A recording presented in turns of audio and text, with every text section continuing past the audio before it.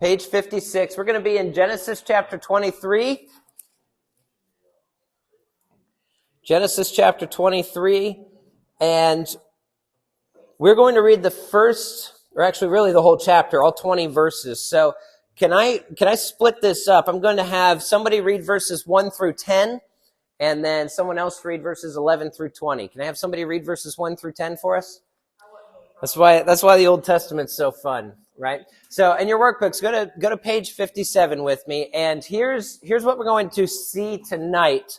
It'll be your first blank here on the PowerPoint. In chapter 23, we're going to see Sarah pass away. So this is the end of Sarah's life, but there's something about this chapter that is bigger than Sarah, the matriarch of faith, has died. What's really focused on is how Abraham responds to and mourns her death. That's really the rest of the chapter. In fact, you take a look here in verse 1 and 2, she dies. So that's the focal point of the beginning. But the whole rest of the chapter is, how does Abraham respond to her death? How does Abraham respond to her passing? And so really the point of the chapter that we just read is this: God wants us to learn how to respond to, how to mourn biblically death, including the death of a spouse. Now, I've got notes for us to fill in tonight, and we'll get to those, but you guys know I've not walked through that. I have not walked that road. In fact, death in general is something that I really have not dealt with a whole lot in my life. The closest family member that I have lost was my grandfather back in 2021. He passed away with COVID. But my grandfather and I looked up to him. I appreciated him. We had a great relationship. But because I was a missionary's kid, after we moved to Scotland, we just were not super close. That's just, time and distance kind of a thing. So I've never really felt the overwhelming sting of losing somebody. And so while I can look at the passage and pull some principles out, we're going to do that in a little bit. What I really wanted to do tonight was open it up to you and ask many of you who have walked this road, whether it's with a spouse or somebody else very close to you, what have you learned as you've mourned the loss of loved ones, whether it's a spouse, a parent, a sibling, whatever it might be? What have you learned that we can minister to one another tonight? And I'm just gonna let you guys, who wants to jump in first, and just share what you have learned as you've walked this road, because I haven't. Okay. Well, I think that's a good word of encouragement for us to try to remember that and reach out, and it can be as simple as a card. In fact, one of the things I've learned to do, actually more so from my wife, because she has lost in her life. I mean, she lost her mom when she was 19, and so she's walked this road a lot more than I have. But remembering her mom's birthday is more important than remembering her birthday. I'm not kidding. To Kara, if I miss Sherry's birthday, it would be a bigger deal. And just taking time to know that that's going to be a day or a couple of days where she's just not going to be okay, and that's fine, even these many years later. And so remembering holidays and things along those lines, little traditions, that's important. All of the first are the hardest. That's what I hear. Yeah. So let me do this. We're not going to get through this entire lesson tonight, and that's okay. We're going to get through about half of this. Next week is short, so we're going to finish up part 2 of this chapter and all of Abraham's death next week. So if we don't get through everything, it's not like we've fallen behind. I wanted you guys to share, and I hope that this was helpful for you. Let me give you a couple of thoughts that I got out of this passage as I studied. So here's the first couple of things for you. The first one is take time to stop and mourn. Take time to stop and mourn. And let's see here. Are we not going to work? It stopped on me. You're right.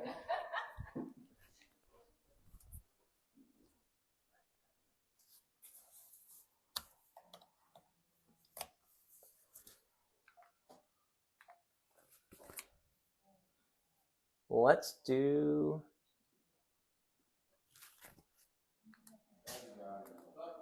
Okay, there we go. All right. I saw a couple of looks like, wait a minute, you haven't gotten there yet. So take time to stop and mourn. This allows us to appreciate the person that we've lost. And I think Abraham does that here. He takes time to stop and to mourn and to weep. Take a look with me at verse 2. It says, about halfway down, it says, Abraham went in to mourn for Sarah and to weep for her. So Abraham took that time. Abraham took the time to mourn and weep and to process. And it doesn't mean he was done after he got up from that, but he did take the time to stop. And so now, and I'm gonna go to what Charles just said. We often think we need to be strong, especially if you have family members. You try to be strong for the family members. So I'm gonna come to you two, Dina and Dana. I'm sure you both felt like you had to be strong for each other, right? Strong for Carson, strong for Dad. Like you guys often feel like you have to be strong. I sincerely believe this based on the Bible, not because I've walked this road, but based on the Bible. I think the strongest people are the people who do stop. And I think there's something strong about stopping, because it gives everybody else an opportunity and it gives them permission to stop too. What I've noticed that in families where you feel like you have to be strong, a lot of times everybody else feels like they also have to be strong. It's okay to pause. It's okay to mourn. Now, I understand that sometimes there's life circumstances. I understand that you're like, that there might be situations where you think, well, I got to hold on for this, or I've got to hold on for that, or there might be a different crisis that you feel like you have to be strong for. But I do want you to see this. Abraham's first response is not to be strong for Isaac, who lost his mom. His first response is to stop and mourn. So notice that he's not holding it all together here. He's mourning appropriately over the death of his lifelong companion. So let me show you what these words mean, okay? The word mourn here, and again, I'm going to come back to what Charles meant. Charles said this big boys don't cry stuff. We have to be tough. We have to be strong. The word mourn here pictures tearing out your hair and beating your chest. This is something that they did in those days. This is not a couple of tears flowing. Okay, this is a very, very dramatic, this is very dynamic mourning. He is brokenhearted over the loss of his wife. He has walked through some stuff with her for many, many years. Think of all that they had been through. The journey that they had made together, leaving their homeland, going to the promised land, the birth of Isaac after all those years, the whole Hagar mess up. There's all of this stuff, and he's mourning her. He's taking time to weep for her. And then the word weep here means to sob uncontrollably. Again, this isn't just a couple of tears. He's letting himself feel it, okay? Sometimes it's important for us to stop and let yourself feel it. Let yourself mourn. That's okay. Ugly crying is okay. Ugly crying, yeah. So if you I don't know, watching the news, when you see all the stuff going on in Israel and stuff, and you see those people, they do that, the uncontrollable, just loud and throwing, ripping up their clothes, pulling out hair. Yes, they do, and they're comfortable doing it when they're being filmed. I mean, that's part of it. And here in America, we have a different type of culture where we don't, that feels out of place. It doesn't feel right. It's like you feel like you're drawing attention to yourself. Yeah. There's something like that. I would probably feel that same way, but it's okay. The big boys don't cry narrative is not in the Bible. When you see somebody lose their spouse in the Bible, this is the response you see. They take time to mourn, they take time to weep, because there's something about that. God wants us to pause. God's okay with us pausing, okay?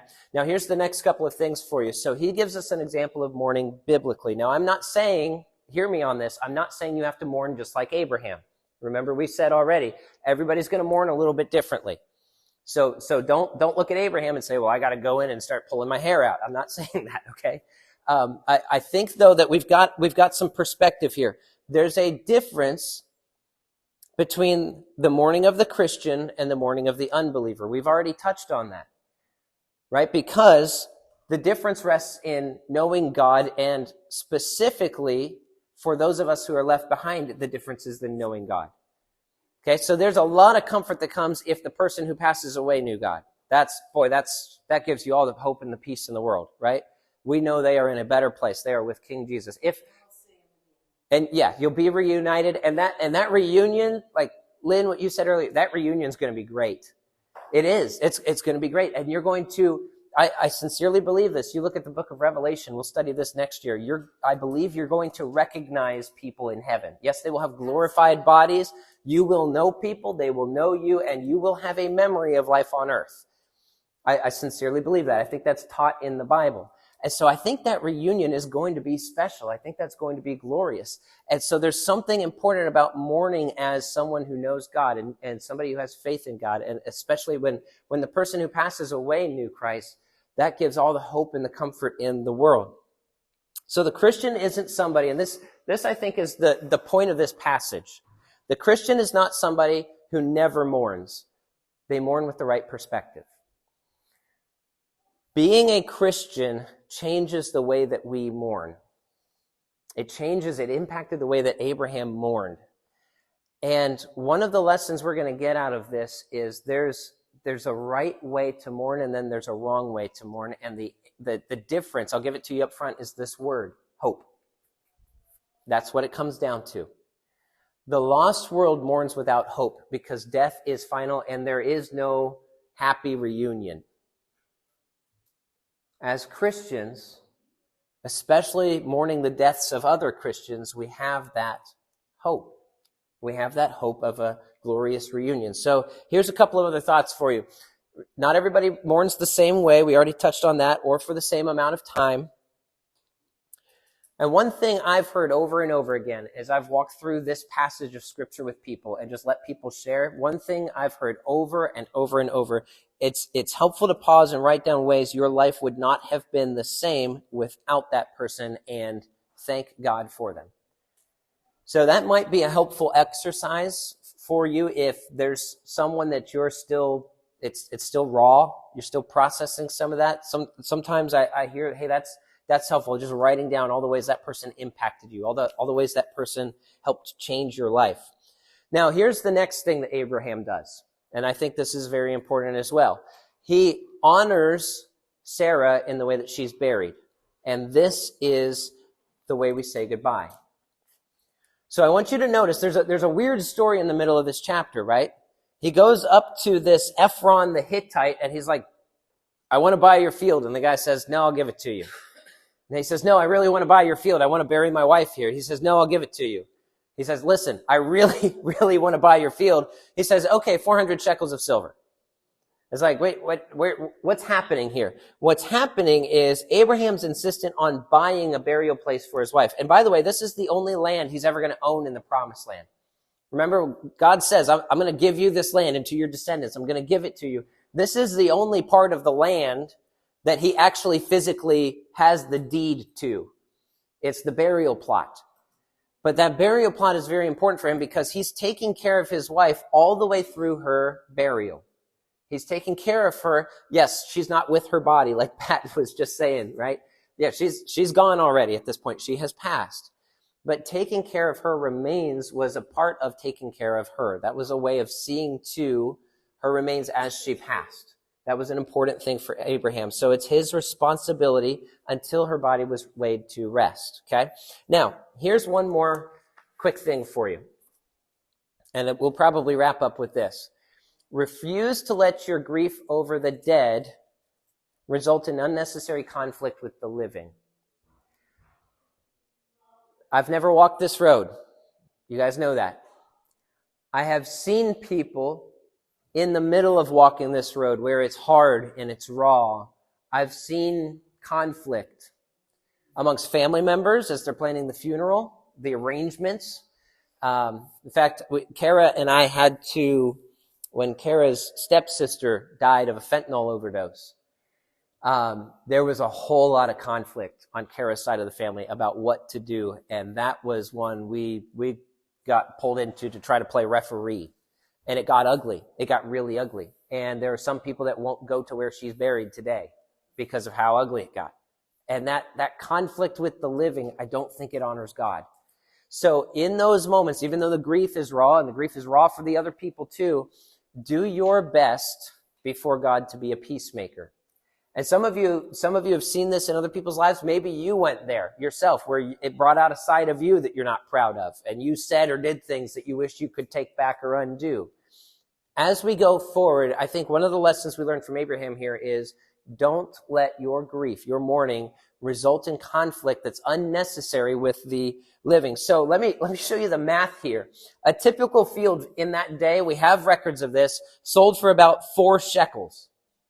That's what it sold for. A very fertile, a very good field sold for about 40. I want you to take a look here. Verse 15. Somebody read that out for me. What does Ephron say? My Lord, listen to thee, a piece of land worth 400 shekels of silver. What is that between thee and you? So bury your dead. Right. So he sounds very generous at first, right? He's like, oh, Abraham, take the field. Oh, Abraham, take the field. But they had a rule in that day. Here's the rule. You had to offer it 3 times. How many times does he offer it for free? Twice. He's being a dirtbag. Let's be really honest about it. He's being a dirtbag. He's saying, oh, Abraham, take it. No, because Abraham has to deny him that 3rd time. He says, no, I want to buy it. No, take it. That's 2. Well, if I give it to him again, if I offer it to him for free again, then he's going to be able to take it. So now I should give him my real offer. What is it between you and me? What? Well, just you're a rich guy. God's blessed you, Abe. Why don't you count out 400 shekels of silver? Let me rob you blind while you're mourning. That's what he does. Now, I'm not going to ask how you would respond, okay? But I know how I think I would respond, and it's not what Abraham does. I think if I'm not going to go there. Well, and unfortunately, you hear stories, when you go to bury someone,